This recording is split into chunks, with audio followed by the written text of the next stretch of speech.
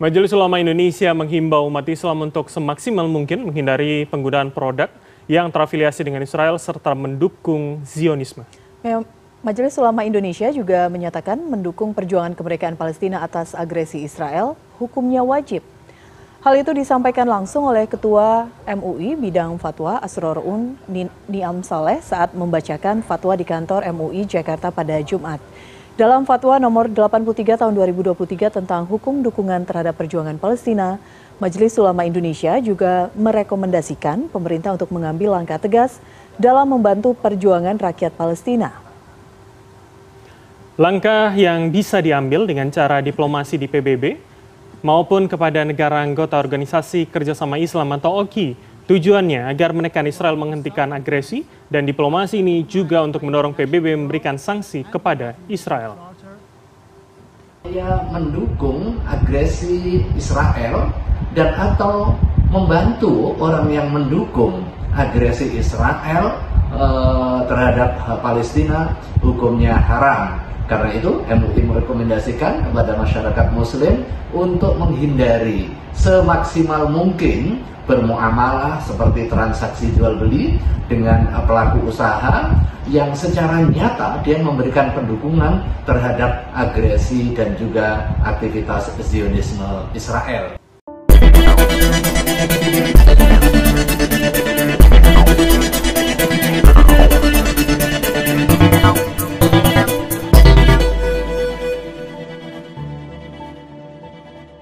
Saudara-saudaraku yang terkasih di dalam Tuhan, dimanapun Anda berada, bertemu kembali dengan saya Rina Solihin dalam channel Rina Menjawab.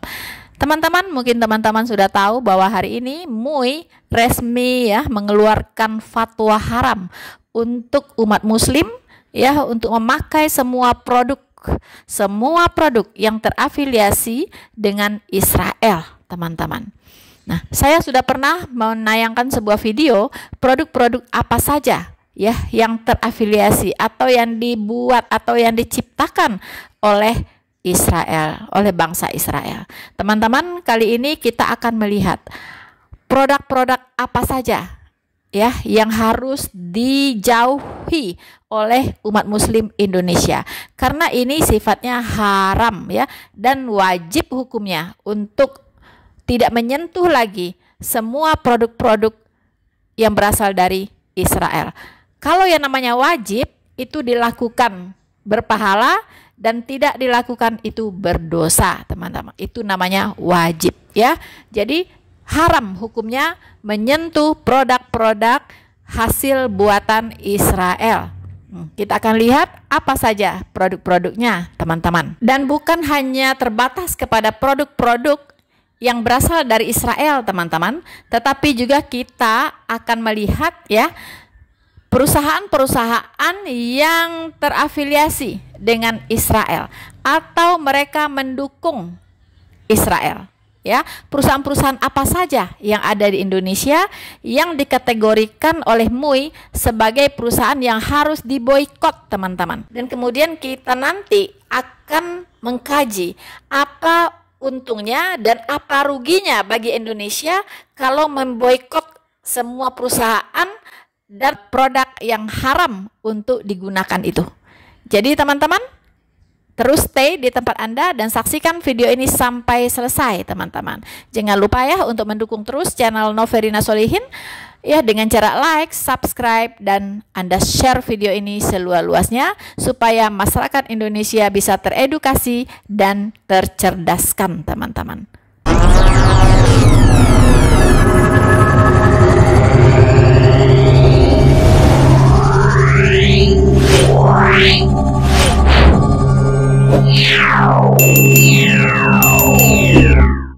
Geram akan tindakan Israel, para pendukung Palestina pun tegas melantarkan aksi boikot akan produk-produk Israel maupun produk yang dianggap terafiliasi atau mendukung Israel. Lalu seperti apa detailnya? Kita akan simak dalam deretan produk dan perusahaan pro-Israel yang diboykot. Kita akan lihat ya, jadi Bapak kalau aksi boykot ini bagi Anda yang sering scrolling sosial media, ini banyak sekali ya di laman sosial media kita sering kita temukan begitu ya akhir-akhir ini. Dan memang kalau kita sebut satu persatu produk asal atau produk yang terafiliasi dengan Israel hingga produk yang menyatakan dukungannya baik langsung maupun tidak langsung terhadap Israel, ini tentu cukup sulit ya karena ada banyak sekali produk-produk di dunia.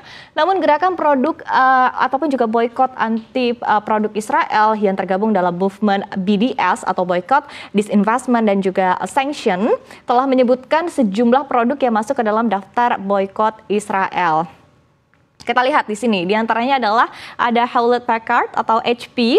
Perusahaan teknologi ini disebut menyediakan dan juga mengoperasikan teknologi yang digunakan oleh Israel untuk menjaga sistem apartheid dan juga kolonialisme oleh Israel. Kemudian kita lihat berikutnya ada Siemens yang diklaim terlibat dalam usaha ilegal Israel untuk pembangunan Euro-Asia Interconnector di pemukiman Palestina.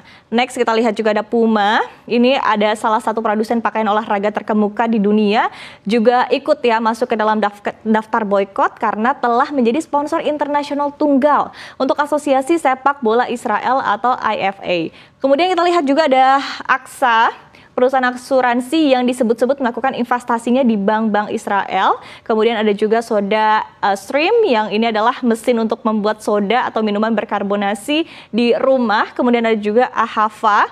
Ini adalah produk kecantikan yang menggunakan mineral laut hitam. Ada juga Humus Sabra, usaha produk makanan patungan antara PepsiCo dan juga Strauss Group. Kemudian ada buah-buahan dan juga sayuran asal Israel serta kalau kita lihat di sini memang ada banyak jenisnya begitu untuk sayur-sayuran dan juga buah-buahan, dan yang memang paling populer ini adalah anggur dan juga kurma asal Israel. Sekali lagi, ini tadi daftar yang dikeluarkan oleh BDS Movement atau gerakan untuk anti produk-produk asal Israel ya. Kemudian kalau kita mau tarik lagi, memang sekali lagi untuk produk turunannya banyak sekali dan banyak juga nama-nama produk yang ikut termention utamanya di sosial media. Kita lihat ya berikutnya. Seperti apa? Jadi ramainya aksi boykot ini juga tentu tidak lepas nih ya dengan nama-nama produk makanan dan juga minuman asal negara-negara barat. Seperti kita lihat di sini ya. Salah satunya ada Starbucks, McDonald's, Coca-Cola, Domino's Pizza, ada Pizza Hut dan juga Burger King. Nah, memang di sini kalau kita lihat ya, tentu rupanya juga berdampak kepada pergerakan sahamnya loh di pasar modal. Kita lihat di pasar saham domestik saja ya, misalnya pergerakan emiten MAPI atau MAP yang di dalamnya terdapat MAPB atau MAP Boga Adi Perkasa sebagai perusahaan yang mengelola langsung Starbucks di tanah air juga rupanya ikut terkoreksi ya. Dalam 1 bulan terakhir misalnya untuk MAPB ini sendiri sudah melemah kurang lebih di 2,71%. Ini tadi sudah dicek sekitar siang tadi pukul 12 siang. Kemudian kita lihat juga untuk MAPI atau MAPI ini terkoreksi dalam 1 bulan terakhir ya di 17,84% pelemahannya. Nah, tapi ini cukup menarik kalau kita lihat ya kondisinya dengan yang ada di Amerika Serikat ataupun juga Wall Street, di mana sebetulnya saham Starbucks ini sempat turun nih sejak aksi pengeboman yang sudah berlangsung begitu di 7 Oktober kemarin begitu ya, sejak perang berkecamuk di 7 Oktober sebetulnya untuk pergerakan saham dari Starbucks ini sempat turun sebentar begitu, namun sebelumnya kita lihat dalam beberapa waktu terakhir sudah ada penguatan yang cukup signifikan untuk emiten Starbucks. Nah, demikian juga untuk McDonald's, Coca-Cola, Domino's Pizza, Pizza Hut dan juga Burger King ini justru sahamnya bergerak naik begitu ya, meskipun sekali lagi aksi boykot ini juga ramai tidak hanya di domestik tapi juga di seluruh dunia. Dan bahkan sebetulnya kalau kita lihat ya dari Starbucks sendiri ini dilaporkan penjualannya pun turun hingga 33% berkat adanya aksi boykot yang dilakukan oleh berbagai pihak. Nah, kemudian kita lihat nextnya.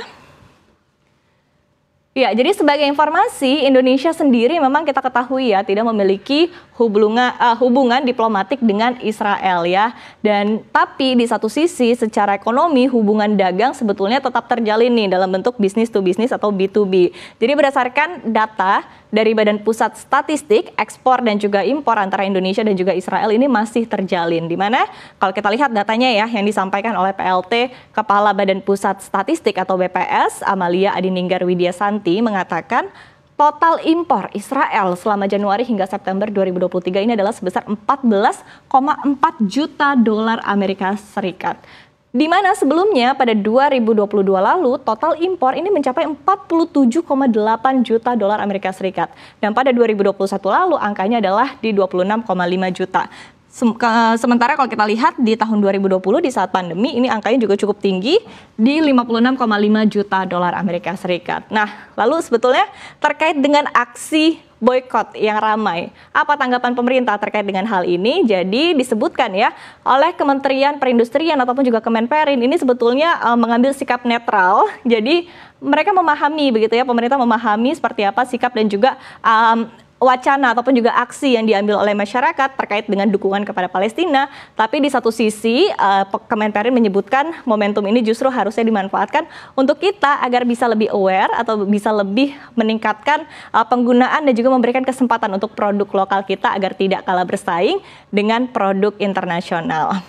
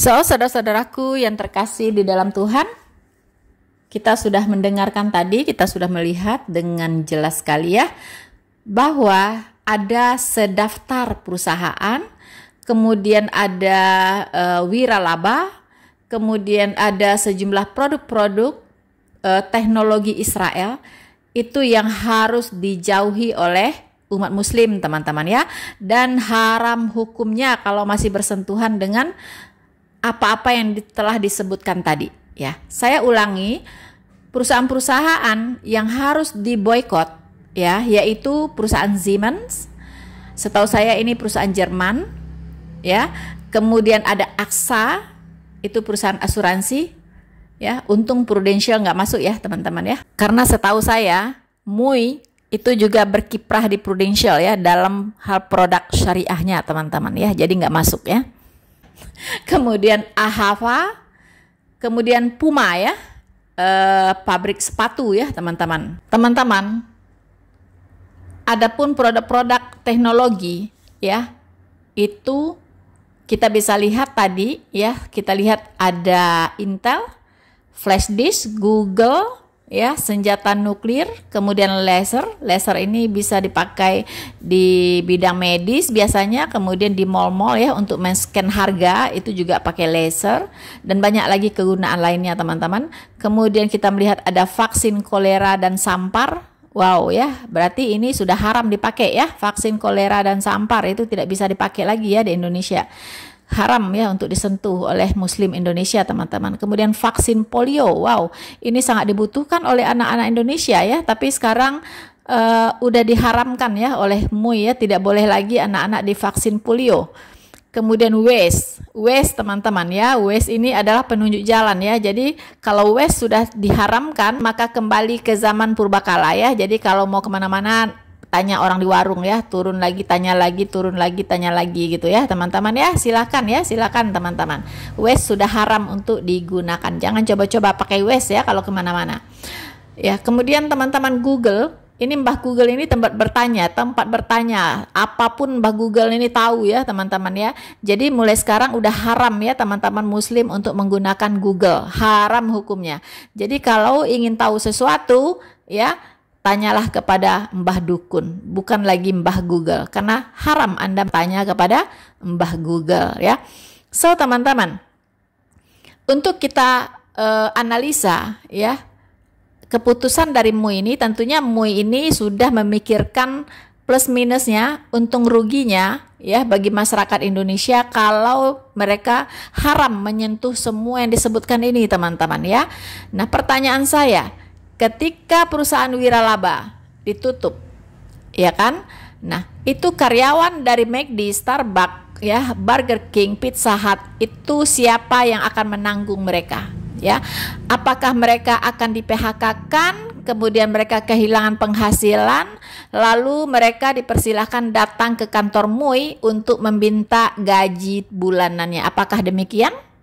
Ya. Kemudian yang punya usaha wiralaba juga ada kerugian, silahkan minta ganti rugi kepada MUI. Apakah demikian? Ini tidak ada penjelasan dari MUI ya teman-teman ya.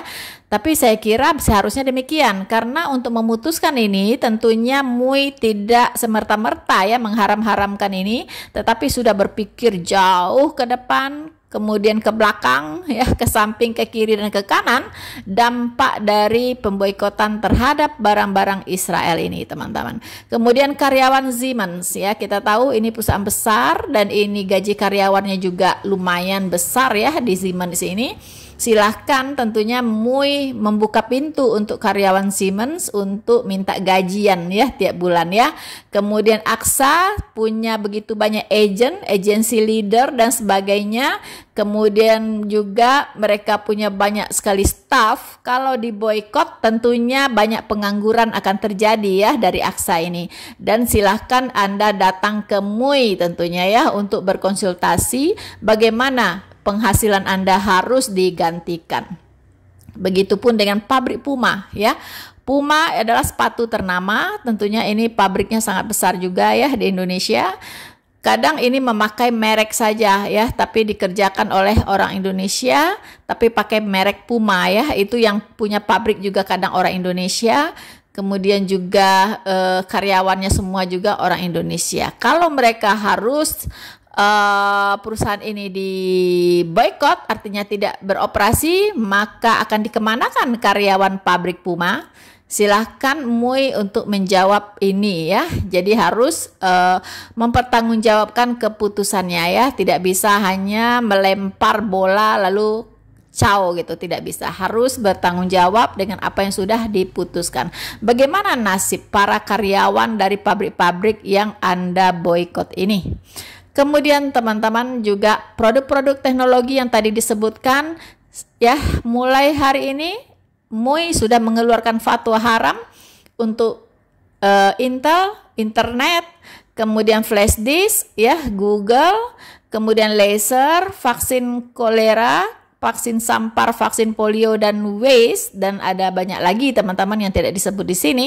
Silahkan, artinya Anda harus membuang handphone Anda ke laut ya, bagi teman-teman muslim ya, karena Google ada di HP Anda ya, WA, WhatsApp ya, Facebook, itu semua juga adalah produknya orang Yahudi ya. Jadi silahkan HP-nya dibuang, kalau nggak kasih saya bawain karung untuk ngumpulin ya HP teman-teman kalau nggak mau dipakai lagi ya, karena haram untuk menyentuh itu semua.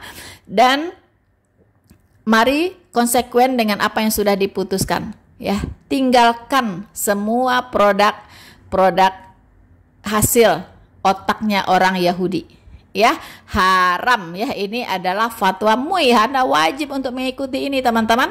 Kalau saya orang Kristen nggak wajib ya, saya tidak ada urusan ya dengan ini semua teman-teman ya, tapi hanya saya mengedukasi Anda dan mengingatkan MUI, mengingatkan masyarakat Indonesia dampak apa yang bakal terjadi ya kalau fatwa ini berlaku mulai hari ini. Kalau dilakukan secara konsekuen dan betul-betul ya, tidak pilih-pilih ya kan, jauhkan tangan Anda dari semua produk-produk hasil otaknya orang Yahudi ya, dan Anda lihat apa yang akan terjadi ya. Silahkan Anda putuskan internet, karena internet itu juga adalah hasil otaknya orang Yahudi ya. Kemudian ada lagi beberapa seperti Indosat ya teman-teman, itu juga adalah produknya Yahudi. Silahkan dilepaskan itu semua, dan artinya kita masyarakat muslim ya Indonesia hidup tanpa internet, hidup tanpa alat komunikasi, dan Anda rasakan apa yang akan terjadi. Anda lihat apa yang akan terjadi. Teman-teman, mari kita lihat sederetan produk-produk Israel yang beredar di pasaran ya, di mall-mall, di supermarket. Anda bisa lihat satu persatu ya. Jadi mulai hari ini haram bagi Anda untuk meminum Sprite, Fanta, dan Coca-Cola teman-teman ya. Haram hukumnya. Dan juga yang biasa pakai sampo dari produk-produk ya L'Oreal, dan tinggalkan itu semua dan kembalilah kepada Sunsilk, produk Indonesia asli teman-teman. Kalau tidak ada sampo, pakai sabun batangan juga bisa teman-teman ya. Dan bagi yang sudah cocok dengan L'Oreal ya, mau tidak mau ya harus cari produk dalam negeri. Mudah-mudahan ada yang cocok teman-teman. Kemudian Nestle ini juga haram teman-teman ya. Bagaimana dengan bayi Anda yang sedang menyusu, yang sudah cocok dengan produk Nestle, terpaksa diputuskan ya teman-teman. Silahkan mencari produk susu yang asli Indonesia ya, yang buatan sendiri boleh. Anda rendam kacang kedelai, kemudian Anda giling, Anda peras, Anda masak ya dengan daun pandan, dan jadilah susu kedelai. Tapi kedelainya juga impor ya teman-teman, sorry. Anda mungkin bisa bikin susu dari air beras, itu juga bisa. Oke.